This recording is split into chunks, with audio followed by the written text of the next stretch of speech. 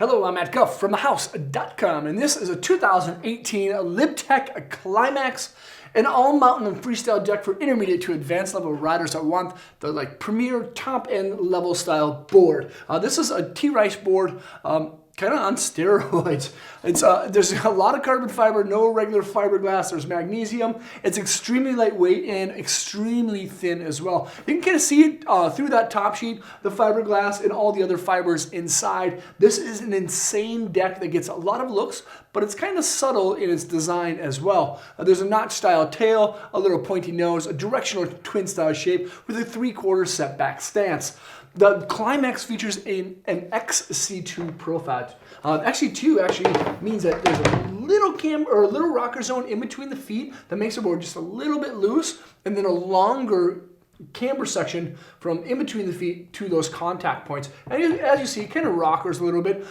If this was a full camber board, this would be extremely aggressive, almost too hard to handle, but it's not. It's got a little bit of rocker in between, which makes it a little bit easier to ride. The feel and flex rating of the Climax is about a 7, but it's very, very quick edge to edge and it's a little bit more lively than pretty much any other board. The only other board that this kind of resembles is the T.Rice Gold Member FP, the Firepower, but that has traditional glass,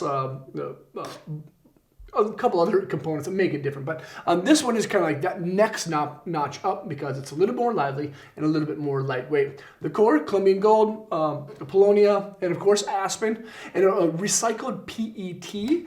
I'm not really sure what that is. Like Lib Tech kind of keeps a couple other things with this board kind of secretive.